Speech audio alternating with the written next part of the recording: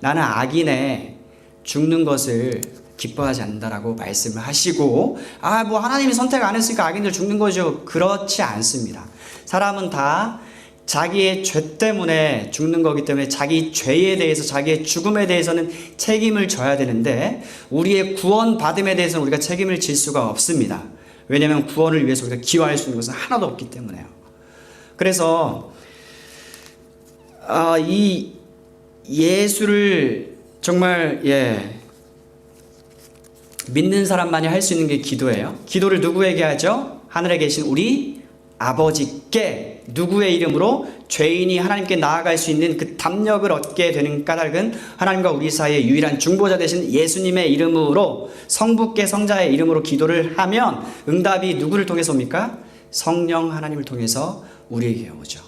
그러니까 이 삼위일체는 그냥 단순히 뭐 신학자들이 만들어낸 용어가 아니고 성경에서 쭉 얘기를 하고요. 또 아들이 지금 왕노릇 하고 있어요. 예수님께서요, 지금 왕노릇 하고 있고 우리를 위해서 유일하게 중보를 하고 계셔요.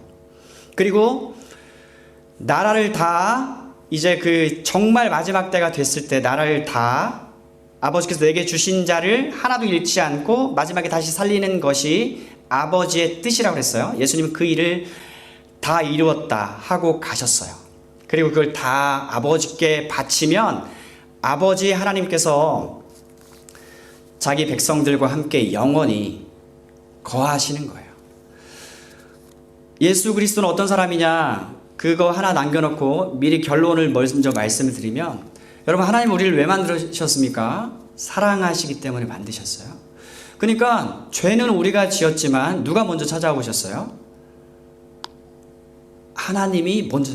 아담이 정말 어디 있는지 몰라서 하나님께서 아담 어디 있느냐 물으신 게 아니라, 죄는 우리가 지었고 죄 짓고 나서 우리의 반응은 어린 아이와 어른 할 것 없이 다 똑같다라는 것을 최근에 어떤 영상을 통해서 본 적이 있어요. 저는 안 했습니다. 그 반응을 하고 있는 그 사람에게 무슨 소망이 있겠어요. 지금 내가 지금 저지르는 일에 급급해가지고 어찌할 바 몰라 하는 그 사람이 뭔가를 해내가지고 구원을 얻어낼 수 있겠어요가 아니라 하나님이 먼저 찾아오시는 거예요. 그러니까 우리는 하나님을 찾지 않았음에도 불구하고 하나님은 우리를 찾아오셨어요. 내 이름을 부르신 거예요. 나는 주님 정말 나는 주님을 부르지 않았는데 주님은 내 이름을 부르시고, 내가 주님 나를 구해주세요 요청을 하지도 않았지만서도 주님은 우리를 구원해 주셨어요. 그렇기 때문에 은혜이지 않습니까? 은혜. 내일 얘기할 얘기가 은사인데, 은혜가 카리스, 은사는 카리스마타. 둘 다 뭐예요? 우리는 거저 받은 거예요. 주어진 거예요. 하나님이 주셨기 때문에 우리는 받은 거예요. 그렇기 때문에 자랑할 것이 하나도 없어요. 그 모든 영광이 하나님께로만 되돌려지게끔 돼 있어요. 하나님의 그게 일하심의 방식이고 지혜예요. 그런데 사람이 범죄를 해놓고 하나님이 먼저 찾아오셨어요. 하나님의 인간 사랑이 얼마나 대단하냐면, 천사장이 좀 반란을 일으켰어요. 죄의 본질은 자기 주장이에요. 반대말은 하나님의 뜻을 섬김이에요. 그러니까 예수님이 누가복음 9장 23절에 누구든지 나를 따르려거든 자기를 부인하고 말씀하셔요. 우리의 뜻이 이 땅에서 이루어지려면 정말 이 성령의 은혜 가운데서 하나님의 뜻이 이루어지도록 나의 그 자기 주장이 아니라 하나님의 뜻이 주장하시도록 하는 그 삶이 필요하죠. 그거를 간구하는 게 또 주기도문이에요. 아버지의 나라가 임하시고 아버지의 뜻이 하늘에서 이루어진 것처럼 하늘에서는 이루어졌어요. 하늘에는 하나님께 수종을 드는 천군 천사들로만 이루어져 있어요. 이미 하나님이 입만 뻥끗하려고 하면 무슨 말을 하실까? 빨리 저기에 대처해야지 준비되어 있는 존재들로만 있어요. 사단이 이 땅으로 쫓겨났어요. 그 하나님의 뜻에 순종하기를 거부하고 자기 뜻을 드러내고 자기 뜻을 관철시키기 위해서 반란을 일으켜서 하나님의 뜻을 거역한 천사장이 이제 사단이고요. 당시에 함께 타락한 존재들이 얼굴에서 돌아다니는 혼들이 돼서 귀신이 된 거가 아니라 그들이 악령이고 귀신이에요. 악한 천사들도 타락을 했는데 하나님은 그들에게 재차 구원하여 주시는 기회를 주지 않으셨습니다. 그리고 유독 인간들에게 구원의 기회를 주시는데 정말 하나뿐인 자기 아들을 희생시키시면서 이루셔요. 뭐 하나님 해주신 게 뭐냐? 결국 예수님이 직접 발로 나서고 다 고통 당하시고 죽으시지 않았냐? 그런데 여러분들 자녀를 길러보셔서 아시지만 자기 자녀를 내어준다는 것은요, 자기의 전부를 내어준 거죠. 차라리 자기의 자식들이 고통으로 신음하기보다도 내가 대신 짊어지고 싶은 거야. 예수님은 하나님에게 있어서 전부셨습니다. 그런데 그 예수를 아끼지 않고 우리를 구원해 주기 위해서 리디밍 해주셨어요. 값을 지불하고 도로 하나님의 자녀로 사주셨어요. 그런데 사단을 다시 구원할 기회를 천사들에게는 주지 않았어요. 하나님 우리를 사랑하셔서 창조하시고 죄를 지어서 하나님과의 그 관계가 정말 단절이 났는데 하나님은 그럼에도 불구하고 우리를 만나기 원하셔서 성막, 이동식 성전, 그 다음에 고정식 고정식 성전을 통해서 하나님 구약시대에도 이미 죄인인 우리가 하나님께 나아갈 길을 만들어 주셨고, 신약에서는 이 성전된 자기 육체를 깨부수심으로써 하나님께 나아갈 길을 우리에게 만들어 주셨어요. 하나님께서 예수님이 가시고 그래서 예수 그리스도의 영을 우리에게 보내주심으로써 우리가 그 아들 예수 그리스도와 연합게 되어지고 그 아들에게 속한 모든 것을 상속받게 되어지고, 성전의 기능은 뭐냐면 만남이에요. 그런데 그 새 예루살렘, 새 하늘과 새 땅에서는 성전을 찾아볼 수가 없어요. 왜냐하면 하나님과 우리 사이를 가로막는 그 모든 것들이 재해져 있기 때문에, 악인들은 재해졌고 악을 지켜야 하는 존재인 사단의 무리들이 다 제거가 됐기 때문에 그곳에는 성전이 필요가 없어요. 하나님과 우리 사이에 영원한 만남이 이루어지는 거예요. 그래서 여러분 성경 전체를 관통하는 그 언약이라는 거가 있습니다. 이게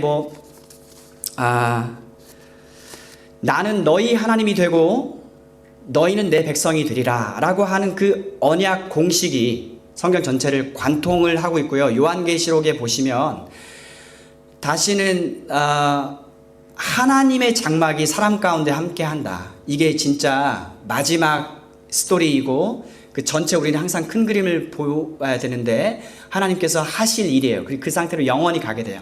하나님의 장막이 사람과 함께하게 되는데 그 까닭은 더 이상 하나님과 우리 사이를 갈라놓을 그 죄와 악의 요소가 없어요. 그래서 에덴 동산보다도 더 탁월한 것이에요. 새 에덴에는. 왜냐하면 에덴 동산에서는 아무리 좋은 곳이었지만 누구의 존재가 있었습니까? 죄를 짓게 하는 자의 존재가 있었는데 완성된 새 예루살렘, 새 에덴에서는요, 그러한 흔적조차를 찾아볼 수가 없게 되기 때문에 그 나라에 가기까지 정말 우리와 그 거처를 처소를 같이 하시고자 원하시는 하나님께서 보내주신 게 뭐다? 성령 하나님이십니다. 그래서 예수님이 그 십자가에서 죄인을 위한 대속적인 죽음을 죽으시고 하나님이 다시 일으켜 살리시고 그리고 승천하시고, 예수 십자가 사건은 세상이 볼 때는 수치와 실패의 역사이지만 하나님의 그 계획대로 예수님 어쩌다 힘센 사람들에게 밀려서 예측 못한 죽음을 죽으신 게 아니라 그 죽음을 감당하시려고 오신 분이지 않습니까? 십자가로 승리하신 예수 그리스도, 십자가에 달리셔서 높이 들리신 예수 그리스도, 십자가에 달리는 사건을 요한은 그래서 영광을 받으시는 사건이라고 하고, 아버지께 영광을 받으셔서 예수가 보내주신 게 오순절 성령이기 때문에 오순절 성령은 영광의 영이고, 신약 성도들은 구약 성도들보다 탁월한 점이 바로 오순절 성령을 받은 사람들이에요.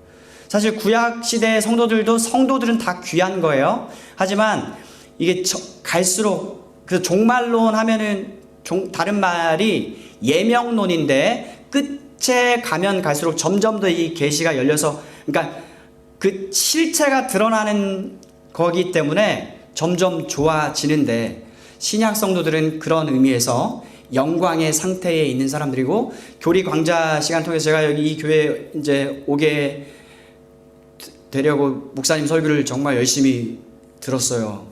교리 강좌를 하셨어요. 영화가 확정되어 있는 사람들입니다. 신자들은. 구약 시대와 신약 시대의 그 차이는 뭐냐?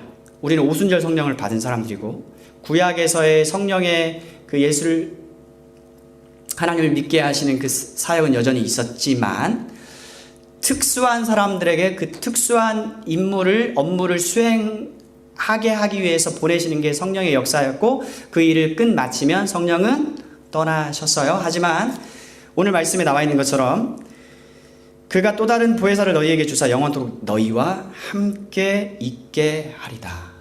그리고 양자의 영이기 때문에 그 아들, 상속자, 예수 그리스도께 속한 모든 그 보화가 우리의 거가 되고요.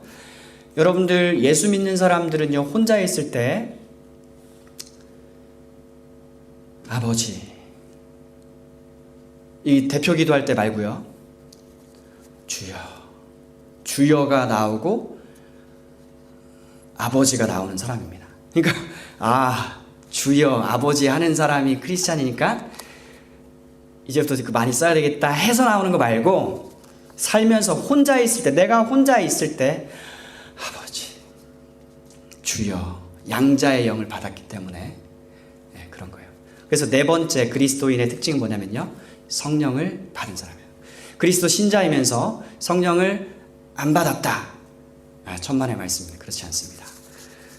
너희 안에 그리스도의 영이 계시는 것을 너희가 알지 못하느냐? 만약에 알지 못한다면 너희는 죽은 자다. 그럼 성령 어떤 분이시냐? 오늘 요한복음 14장에서 진리의 영이시다라는 말씀을 하셨고, 고린도전서 2장 12절에 하나님께서 우리에게 은혜로 주신 이 모든 것을 깨달아 알게 해주셨다. 알았을 때의 반응은 뭐겠습니까? 와, 하나님 왜 쟤는 구원 안 합니까? 가 아니라 무한 영광 찬송입니다. 그래서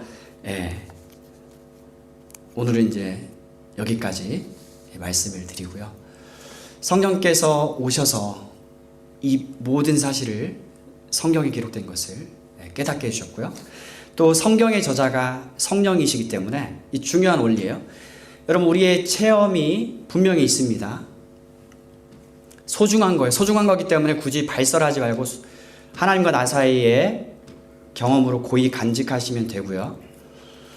그거를 주장하기 시작하면 곤란해지는데, 그 까닭은 정말 성령에게서 온 체험이 없다가 아니라 있는데, 악령에게서도 오고 심리적인 것에도 있고, 그런데 성경과 성령을 서로 싸우게 하면 안 됩니다. 그래서 내가 경험한 사실, 내가 또 깨닫게 된 그런 부분들이 정말 성경 전체에 흐르는 메시지. 저희가 아까 전에 큰 그림에 대한 얘기를 했는데, 우리가 크게 볼 필요가 있어요. 큰 거를 보고 작은 나무를 봐야지, 작은 나무만 막 보고 있으면 안 돼요. 그게 이제 은사주의예요.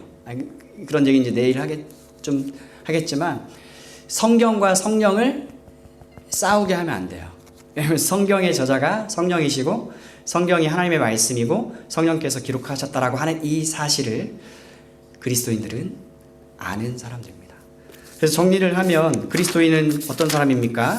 성령을 받아서 예수가 하나님이 보내신 메시아 그리스도가 무슨 뜻이라고요? 종말의 구원자. 예수가 하나님이 보내신 바로 그 메시아라는 사실을 믿고 삼위일체 하나님을 믿으며 이 모든 사실이 성경에 기록되어 있다라고 하는 이 사실을 받아들이고 믿는 사람, 그리스도인입니다. 그리스도인의 특징에 대해서 더 여러 가지 얘기할 수 있지만, 이 부분에 대해서 말씀을 드리고 그 일을 이루시는 분이 또한 성령님이시다라고 하는 사실을 생각하면, 성령님이 얼마나 우리에게 귀하고 소중한 분이시며, 정말 예수께서 우리를 위한 대속적인 죽음을 죽으시니까 그때서야 비로소 성령이 오셨구나.